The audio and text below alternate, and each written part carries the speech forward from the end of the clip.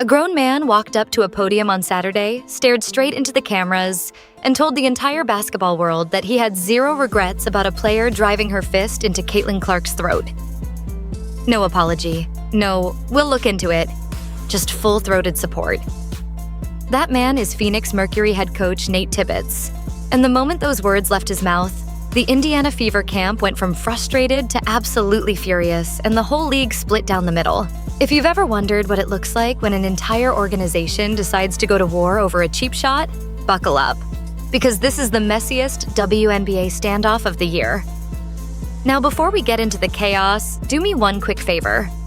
If you're tired of watching the best player this league has ever seen get treated like a tackling dummy, smash that like button and drop the word PROTECT in the comments so the algorithm pushes this to every Fever fan out there. Hit subscribe too, because the drama is only getting started. All right, let's get into it. Let's rewind to what actually set this off.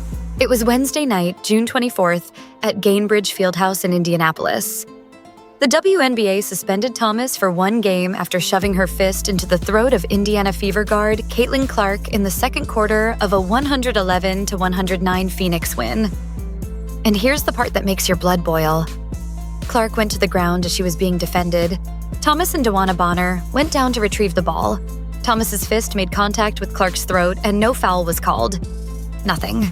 The referees were standing right there, watching the biggest star in the sport get a fist jammed into her windpipe. And they swallowed their whistles like it was a routine box out. But that wasn't even the only shot Clark took that night. Later, there was also no foul called when a Mercury player appeared to put her feet in Clark's landing space while defending her. That second play is the one that really did the damage because Clark left the loss in the third quarter and tweaked her back in the second quarter after being fouled on a three-point attempt. 2 dangerous plays, 0 whistles, and the league's golden goose limping off to the locker room. You couldn't script a worse look for the officials if you tried. So the WNBA, clearly feeling the heat from millions of angry fans online, did something they almost never do. They went back and changed the call after the fact.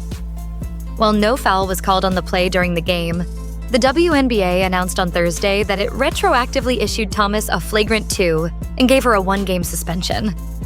The league's official language was about as cold as it gets. Upon post-game review, the Phoenix Mercury's Alyssa Thomas has received a flagrant foul, 2 penalty, and a 1-game suspension for recklessly making contact with her fist to the throat area of Indiana Fever guard Caitlin Clark, the league said. Read that again. The league office itself, the same people who sell Thomas's jersey, looked at the tape and said, yeah, that's a suspendable offense. You'd think that would settle it. It did the exact opposite. Because what happened next would shock everyone. Instead of quietly accepting the punishment, the Phoenix Mercury decided to plant their flag and defend the play to the death.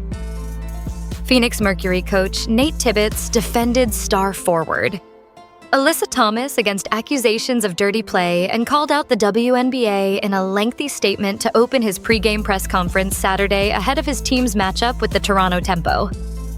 He didn't bury it at the end of his presser. He opened with it. He came in loaded for bear. First off, the Mercury organization would like to let AT know she's 100% supported by us, Tibbetts told reporters. The people in this league know who AT is. She's a competitor, she's a winner, and she's tough. The one thing she is not is cheap. Not cheap. He said the one thing she is not is cheap. About a play that the league just called reckless contact to a woman's throat. And here's where it gets even spicier, because Tibbetts didn't stop at defending his player. He turned around and put the entire league office on blast. Tibbetts doesn't believe the WNBA conducted a thorough investigation before deciding to suspend Thomas. The people involved were not questioned at all, he told reporters. It's extremely disappointing. No one from the league called AT, our security team, or myself about what we felt like happened in this situation. Now hold that thought, because here's what almost nobody noticed in all the noise. Tibbetts complained that the league didn't call anyone to get their side of the story. But this wasn't a he said, she said. There's video, clear, undeniable, high-definition video from a nationally broadcast game. Thomas was suspended 1 game after the WNBA upgraded her foul on Clark to a flagrant 2 upon league review. You don't need a phone call to review what a camera already caught. And yet Tibbetts leaned on this idea that the whole thing was built on flimsy evidence. "To say that we had 2 cheap shots in that game to me is ridiculous," Tibbetts said. "The goal is to clean up our game, but I do think it's important not to rely on social media screenshots." Social media screenshots, as if half the planet didn't watch it live on national television. But here's the twist that makes this whole thing personal, and it's the detail you have to understand to get why the Fever side is so heated. The Fever's head coach, the woman ripping into Thomas the loudest, used to be Thomas's boss. Tibbetts said, "I respect Steph White. I understand her sticking up for Caitlin in this situation. But to say that we had 2 cheap shots in that game, to me, is ridiculous. Steph knows AT. She got the opportunity to coach AT for 2 years, and she knows what AT stands for and what she's about." Translation? He's basically saying Stephanie White is being a hypocrite. That she coached this exact player for 2 seasons and knew her style, and now she's clutching her pearls for the cameras. Stephanie White was having absolutely none of it. After Wednesday's loss, she came out swinging in a way you rarely see from a head coach. White called Thomas's play egregious and utterly disrespectful, and said Clark was on the receiving end of 2 cheap shots before leaving the game with a back injury. And she didn't just call out the play, she called out the entire system that keeps letting it happen. "We have a generational talent and a WNBA superstar who had 2 cheap shots right there that weren't called. And I just say again, absolutely unacceptable. The one thing that we keep asking for is consistency. She is not called the same way everybody else is called." She went even further, getting visibly emotional about how often this keeps repeating. "The fist in the throat is crazy. It's crazy. It's dangerous. When you have these things continue to happen time and time and time again, eventually it gets frustrating." And here's the part that should make every honest fan stop and think. This isn't a one-time thing for Clark. This is a pattern that stretches all the way back to her rookie year. From being hip-checked by Kennedy Carter and knocked to the floor by Diamond DeShields in her rookie season, to being eye-raked by J.C. Sheldon, then blindsided by Marina Mabrey last season, to what happened with Thomas just this week. Different opponent, same script, every single time. At some point, it stops being coincidence and starts looking like a strategy. But that's not even the wild part. While Tibbetts was holding the line at the podium, the rest of the Mercury organization was circling the wagons too, and some of it got genuinely strange. Mercury associate coach Kristi Tolliver went further in an Instagram story post shortly after the suspension news went public, with a photo of her and Thomas captioned, "When they go low, we go high, Michelle Obama." Yes, you heard that right. They quoted Michelle Obama to defend a fist to the throat. And it didn't stop inside the building. Dallas Wings forward DeJohnny Carrington, who was Thomas's teammate on the Connecticut Sun, came to Thomas's defense through multiple reposts, including one that asked why wasn't this also a suspension, referring to Sophie Cunningham's flagrant 2 foul on J.C. Sheldon last season. Except that comparison falls apart the second you look at it. Cunningham was ejected from the game, while Thomas was never assessed a personal foul or flagrant foul in game, and the suspension only came after league review. Speaking of Sophie Cunningham, you knew she wasn't going to stay quiet. The Fever's most fearless voice and one of Clark's biggest protectors lit the whole thing up on her podcast. And here's the detail that genuinely stings.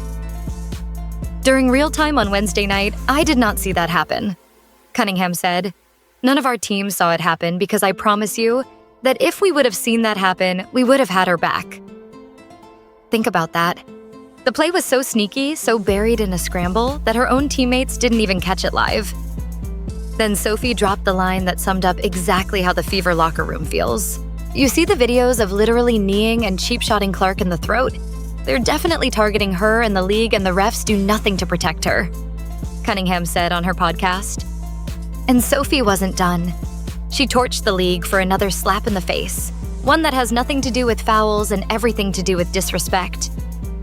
Another controversy was Clark not being on a 30th anniversary poster the league put out, and instead Cunningham was something Cunningham herself could not believe. Her reaction was pure Sophie. "It is a joke. It is a joke," Cunningham said. And this is why Kathy and the WNBA is getting lit up on social media, because you are leaving out a generational player, the best player to ever go through the WNBA on this roster. When your own players are publicly begging you to market your biggest star better, You've got a problem that no suspension can fix. So where does all this leave Caitlin Clark right now? Unfortunately, not on the court. After exiting Wednesday's game with a lingering back injury, Indiana Fever head coach Stephanie White announced that Clark has been ruled out, with no clear timetable for her return. And before anyone in the comments says it, this back issue isn't brand new. It's been nagging her. Clark has been dealing with back issues since the beginning of the season. The one silver lining is the schedule. After Saturday's game, Indiana gets a full week off before returning to action on July 5th against the Las Vegas Aces, and the team intends to use the time to let Clark heal. If everything goes to plan, that marquee matchup against the defending champs is the target for her return. And make no mistake about what this team loses when she's out. Across 17 games, Clark is averaging 21.2 points, a team-high 8.2 assists, and 4 rebounds while shooting 43% from the field. The Fever are hovering right in the middle of the pack at 10-8, fighting to stay relevant, and every game she misses is another game the playoff math gets harder. So let's be real about the bottom line here. A player drove her fist into the throat of the most popular athlete in women's basketball. The league looked at the tape and suspended her, and the response from Phoenix was to circle the wagons, blame the process, and quote Michelle Obama.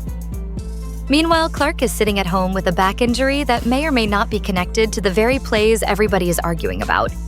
You can support physical basketball and still admit that a fist to the throat crosses a line that has nothing to do with toughness. That's not soft. That's just sane. What do you think? Was Tibbetts defending his player like a good coach should? Or did the entire Mercury organization just embarrass itself in front of the whole league? Drop your take in the comments because I read every single one. And if you made it this far, you already know what to do. Hit that like button, subscribe for daily WNBA drama, and turn on notifications so you never miss a story like this one. Stay tuned, because the second Caitlin Clark steps back on that floor against the Aces, you know somebody is going to test her again, and we'll be right here when they do.